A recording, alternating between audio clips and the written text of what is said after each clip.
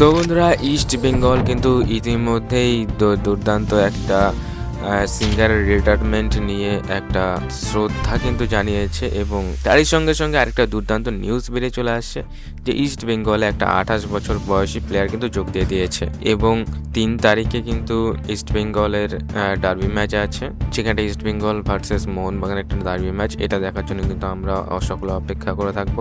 আর 28 বছর বয়সী প্লেয়ারটার নাম জানার জন্য ভিডিওটা স্কিপ করে সম্পূর্ণ দেখবেন। আর যদি আমাদের চ্যানেলটি একটি সদস্য থাকেন তো আমাদের চ্যানেলটি একটি সাবস্ক্রাইব করে পাশে রাখতে অবভিয়াসলি ভুলবে না।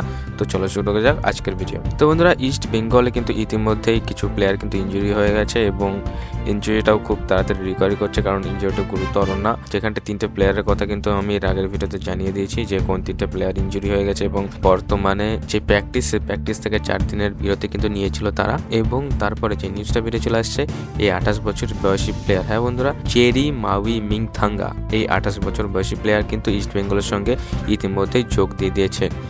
এবং welcome to city of joy, এটাও কিন্তু ইস্ট বেঙ্গল টুইট করে জানিয়েছে। তো বন্ধুরা, ছোট্ট একটা নিউজ নিয়ে এই ছিল আজকের ভিডিওটা ভালো লেগে থাকলে একটি লাইক, কমেন্ট, সাবস্ক্রাইব করে কমেন্টে জয় মা ইস্ট বেঙ্গল কথা লিখতে অবভিয়াসলি। তো দেখার জন্য নেক্সট ভিডিওতে। ভালো থাকবেন, সুস্থ থাকবেন, আসতে থাকবেন, বাই বাই।